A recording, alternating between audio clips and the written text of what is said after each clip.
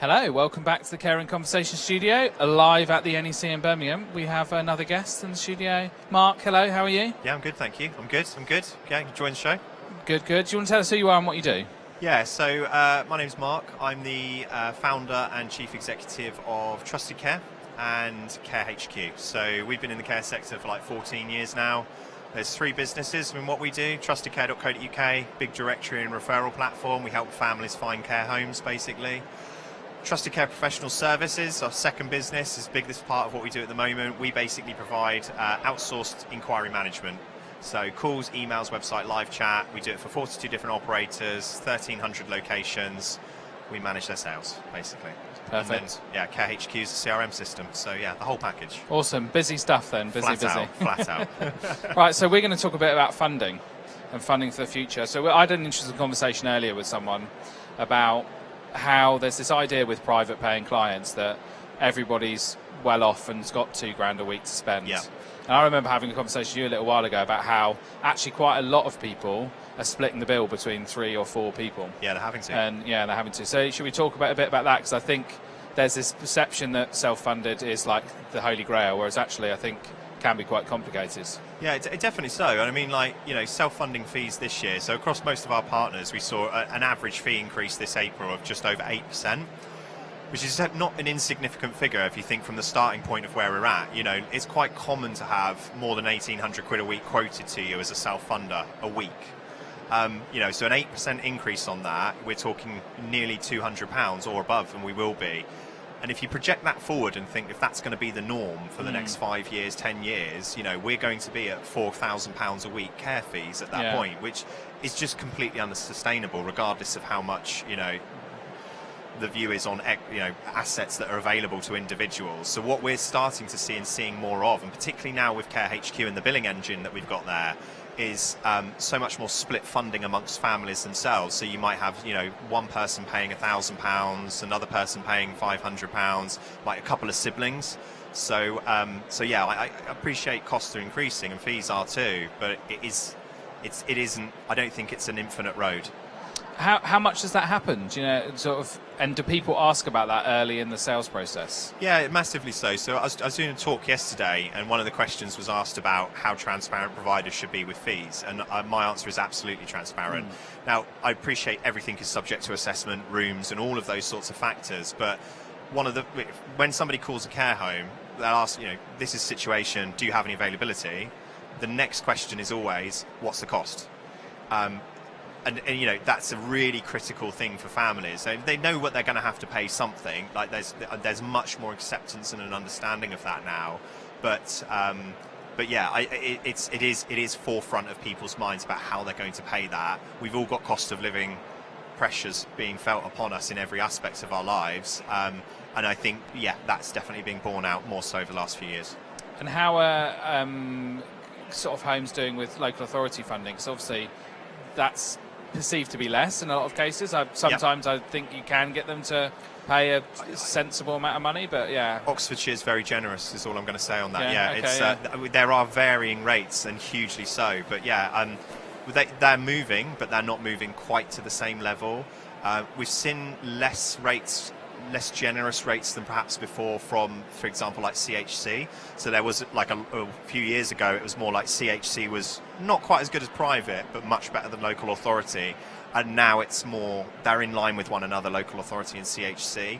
So they are moving up. But again, this year, you know, quite common to see a 2% increase on local authority rates, while just minimum wage costs alone have gone up more than that, 10% nearly. Yeah, 10%, so you know, so you're kind of actually getting an 8% discount or reduction in your fees for the providers that are more focused on that. So again, you know, you can understand why operators are focused heavily on the self-funder market, at least to even just try and subsidise those costs. But yeah, they're not moving at the same rate. And perhaps if they moved a little bit more, the private market wouldn't have to move quite so high at the same time. You're a man that often produces interesting insights and data from the sector.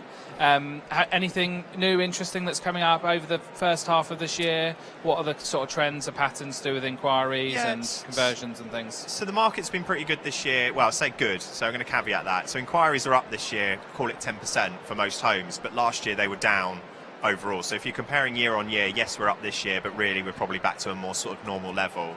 I think for me, one of the most key standout points is the time from inquiry to admission now is dropped 50% in 12 months. So this time last year we were looking at 21 days.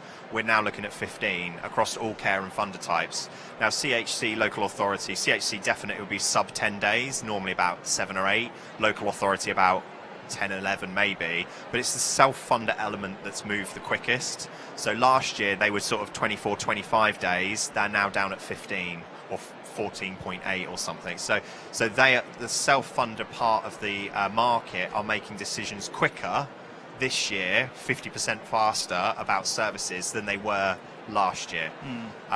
And I think I caveat, this is really uniquely positioned data in terms of the amount of data you have access to, with the range of different types of homes that you look after. So it's really, really solid. Yeah, absolutely. So we, as I said, we take inquiries at just over 1,300 locations. So from a sales perspective, we're looking at 60, 70,000 records in that time. So it's not a small sample, it's a big sample of data now that we're aggregating and seeing that move that through there. Do we understand what's driving that? Acuity of need. Lots of people are leaving it a lot further in that journey, and that's been a trend for quite a few years now. People moving in a lot later on. Crisis as well, so failings in care packages at home has been led to a lot of that admission dates, with stuff coming in quick. We've seen a big shift in the home care market away from regulated agency to self-employed carers and PAs. It's quite attractive for families because it's much cheaper for them to employ a personal assistant than go through a regulated provider. And we're seeing a lot of care workers leave regulated profession and go self-employed because they earn more. Couple that with cost of living last year, there's been a boom. So what unfortunately, one of the downsides to that is we've picked up lots of packages for our partners where the care package has just fallen through. The self-employed carer who's great and is there all the time has all of a sudden become sick or something like that, and there's no fallback in those instances. So crisis-led has happened quite a lot to drive that increase in time of people moving in. As you say about acuity, I guess as people enter homes with higher needs, maybe they're not staying as long either? So really interesting data on that too. So using kind of Care HQ on that side of things and sort of aggregate across all our clients. So Care HQ is currently deployed at 790 elderly residential services across the country, and again a breadth of different service operators. If you look at this year, the average customer life cycle, so length of stay, is currently 84 weeks. But I'm going to caveat that massively to say that's being brought up by Mrs. Smith, who was in the home for 5 years or 10 years. If you actually look at the proportion of people that leave after 4 weeks... We go back to some maths GCSE and say, are we looking at the median or the mode? So all I'm going to say is 20% of permanent admissions have left the home after the first month. Okay. 50% after the first 6 months. So 1 in 2 of your permanent admissions will have left your home after just 6 months.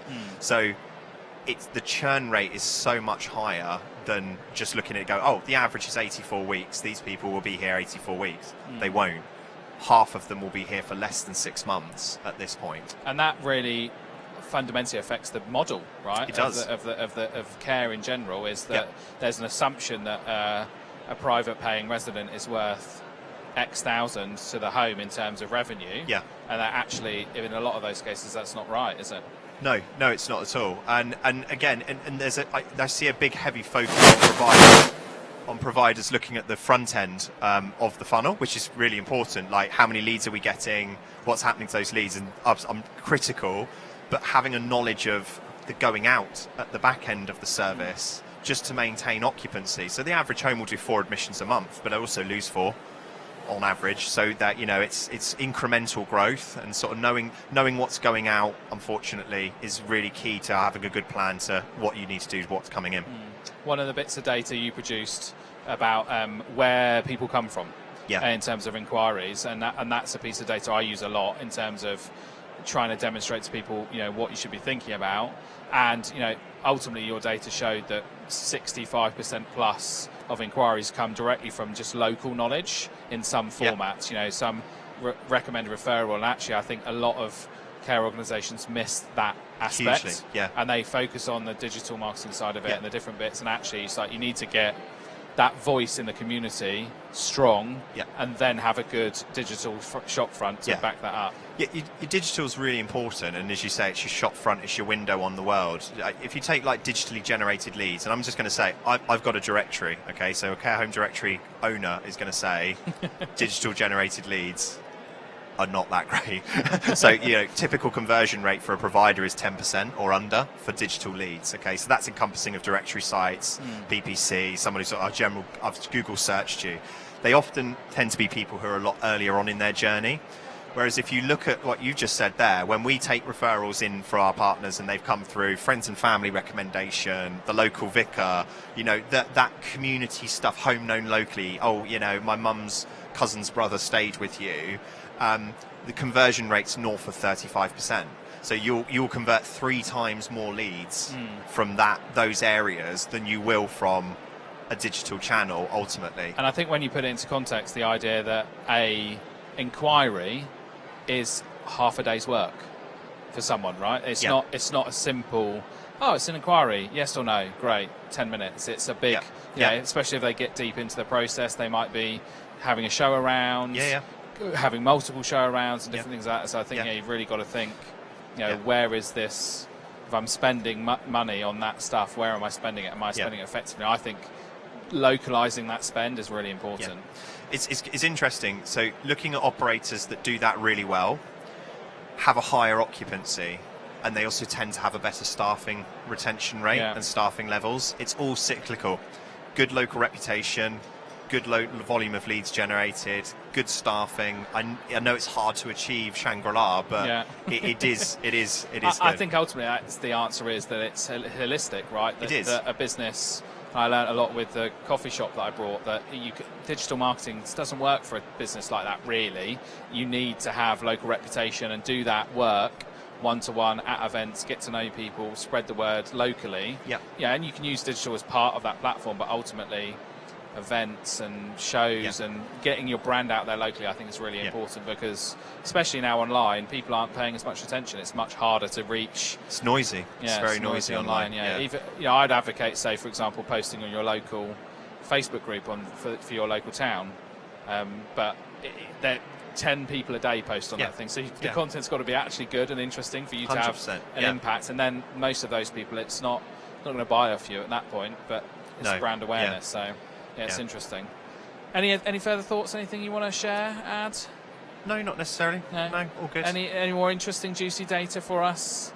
Or should we? Are you doing? When's your next report out? Should we sort of keep an eye out for the sort of 2024 mid-year review is up on the Trusted Care Pro website now. Perfect, so on our insight section. So if anybody's interested in checking that out, and then what we do is in January I'll produce a larger sort of yearly review of the care home market, inquiries, channels, conversion, occupancy, average weekly fee, and just some general hints and tips for what we see generally works well. Perfect. Lovely. Well, one final question for you. Go on. Takeaways. Yes. Plate or no plate? I'm a bit of heathen. No plate. No plate. Yeah. Although, even an Indian? Sorry? Even an Indian? No, there's limits. I'm not a heathen.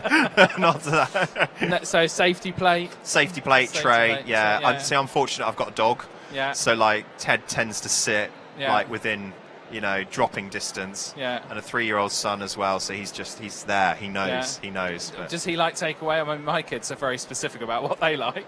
They like McDonald's basically, and Domino's. Yeah, come on. yeah. I think. Yeah, I'm not in trouble if I get that, but very specific sets of those things, right? You know, they're not having a filet o fish. No. Cheeky but, cheeseburger. Yeah, chips. Well, chicken nuggets for mine. But Strong. There you go. Yeah, absolutely. Well, thank you very much for coming in. Yeah, thank you for having me. I'll see you soon. We'll be back shortly.